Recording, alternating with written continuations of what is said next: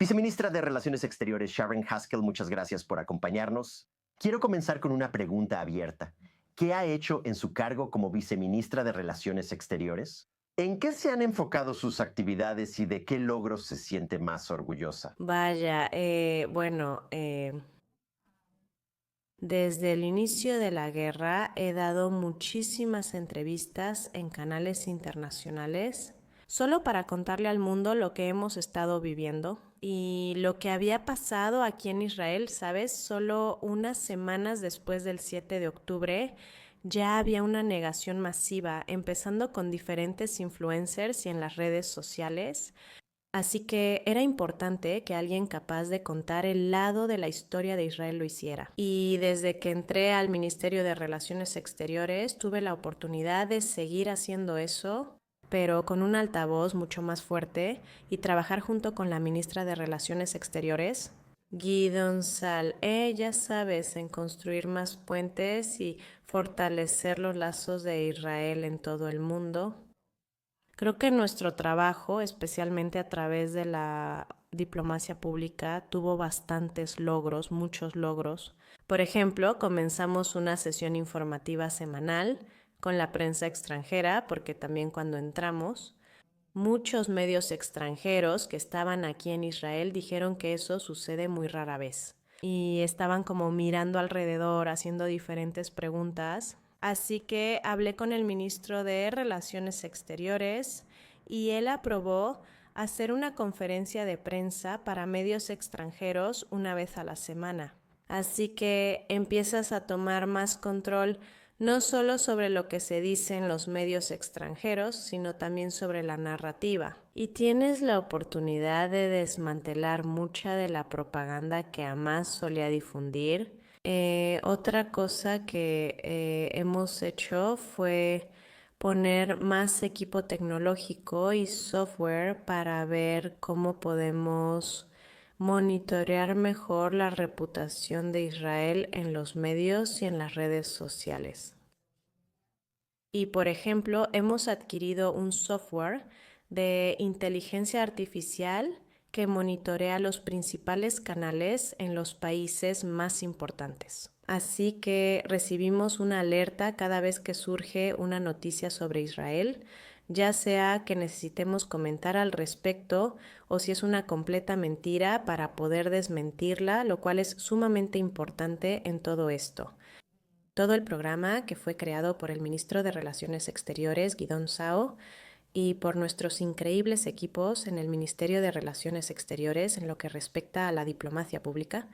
Para mí personalmente quería asumir más responsabilidad en África, eso era muy importante. ¿Es África importante para ti? ¿Y por qué es importante para Israel? Así que creo que África es un continente donde las mismas tendencias que ocurrieron en Medio Oriente están sucediendo ahí ahora mismo. Están en peligro, ¿en serio peligro de qué? Una organización islamista radical que busca apoderarse del continente.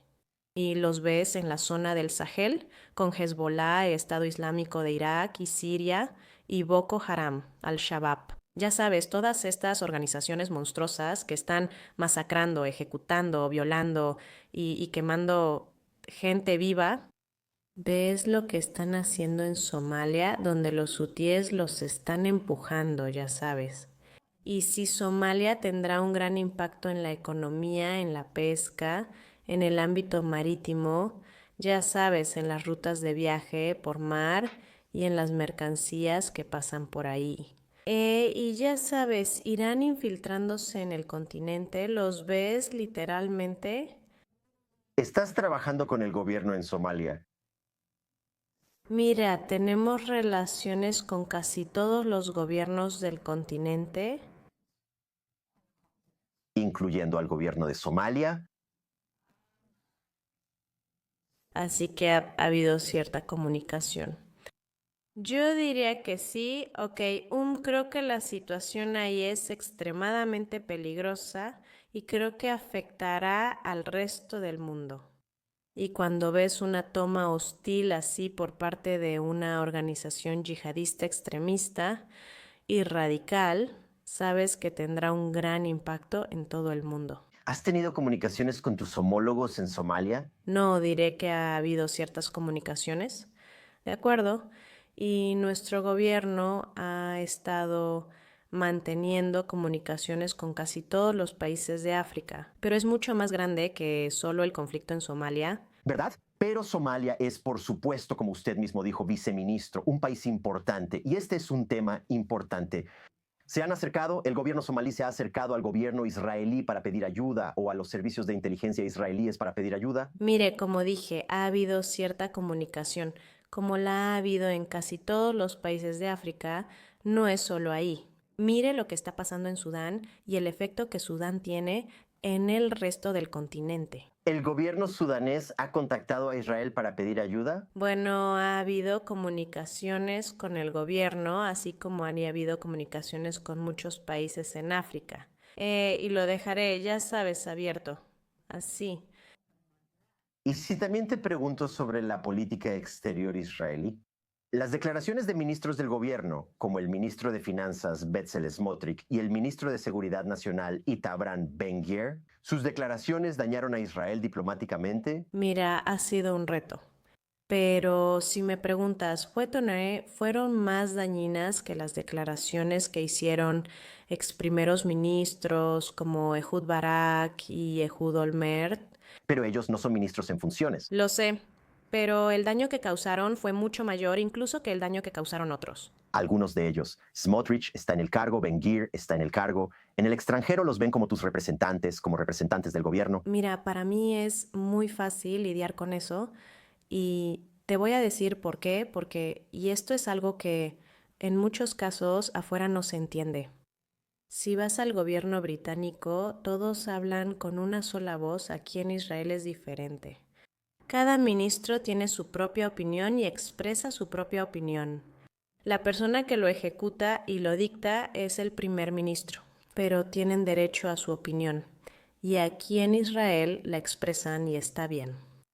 Pero al final del día, muchas de sus declaraciones no eran la política oficial de Israel mientras eran ex primeros ministros. Cuando me enfrento a algunas de las cosas que han dicho Ehud Barak o Ehud Olmert, me enfrento a acusaciones de genocidio, que nuestros soldados de las Fuerzas de Defensa de Israel no están actuando de la manera más honorable. Y ellos, pero, sabes, las Fuerzas de Defensa de Israel han alcanzado un nivel de integridad y humanidad como ningún otro ejército. Y cuando dicen eso, como ex primera ministra, y difunden calumnias, mentiras y fabricaciones sobre Israel y sobre las fuerzas de defensa de Israel, es mucho más difícil contrarrestarlo. Así que el daño que han causado es mucho peor que cualquier declaración que hayan hecho esos ministros. Pasando de la política exterior a los temas del día. Primero que nada, le deseo lo mejor a sus piernas. Terminó una caminata de 90 kilómetros en 3 días. Para quienes están en Estados Unidos, son unas 55 o 60 millas. Caminó desde su casa en Kfar Saba hasta Jerusalén para protestar contra el proyecto de ley sobre el reclutamiento de 30 estudiantes ultraortodoxos de yeshiva en el ejército. Quiero preguntarle algo específico sobre ese tema, porque el día que el primer ministro Netanyahu presentó su solicitud de indulto al presidente Herzog, usted dijo en los medios que el público está hablando de eso, el tema del indulto, en lugar de hablar de esto, el tema de la ley de reclutamiento. Viceministro, ¿la oposición ha dañado su campaña electoral?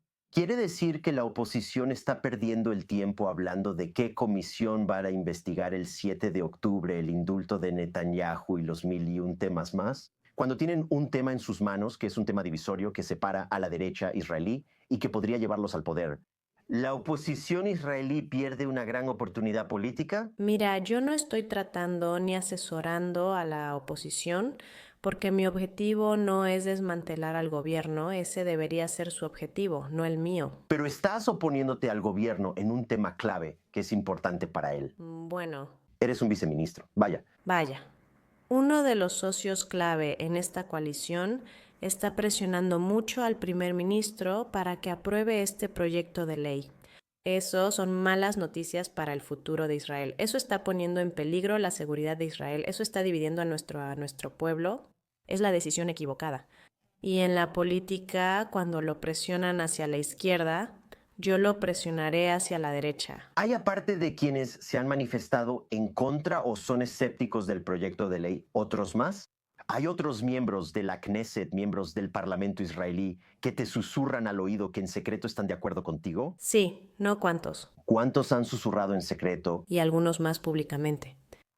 Así que ahora mismo sé de unos 6 miembros del Parlamento que en realidad se oponen al proyecto de ley, lo que significa que él no tiene la mayoría desde que empezamos las discusiones, porque se está volviendo cada vez más peligroso y cada vez más de lo que yo llamaría un azul. ¿Cuántos te han susurrado al oído sin que sepamos? Creo que hay 14 miembros que se sienten incómodos votando a favor de este proyecto de ley. ¿Estás tratando de animarlos a que se unan a ti? Bueno, los estoy animando a que se opongan para que no saquen este proyecto de ley. Hay muchos. ¿Has logrado algún avance? ¿Crees que algunos de ellos finalmente se pondrán de tu lado? Bueno, no lo sé. Sé que para mantener la mayoría se necesitan 7 u 8 miembros del Parlamento. ¿Qué le dices a tu jefe de bancada de la coalición cuando ve a un viceministro salir y básicamente tratar de formar oposición a un proyecto de ley que la coalición y el gobierno están apoyando? Bueno, mira, este es un debate y una disputa que tenemos dentro de la coalición. No soy solo yo, hay muchos más miembros Como tú mismo acabas de decir, y soy honesta al respecto. Y ellos sabían mi postura desde el principio, no es algo que puedan cambiar.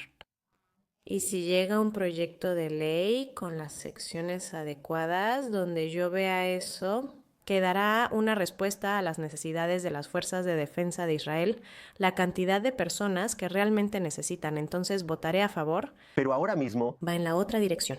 el ministro Ali Yahan Ofir Silfair afirmó que se opondrá al proyecto de ley, aunque Netanyahu lo despida. ¿Compartes su opinión? ¿Aceptarías ser despedido? Sabía que podría tener que pagar muchos precios y que tendré que pagar por ello. Y está bien, estoy dispuesta a hacerlo porque realmente creo que esto es un peligro para la seguridad y para el futuro de mis hijos aquí en este país. Muchas gracias, Sharon Haskell. Muchas gracias por tu tiempo y por estar con nosotros. Gracias, es un gran placer.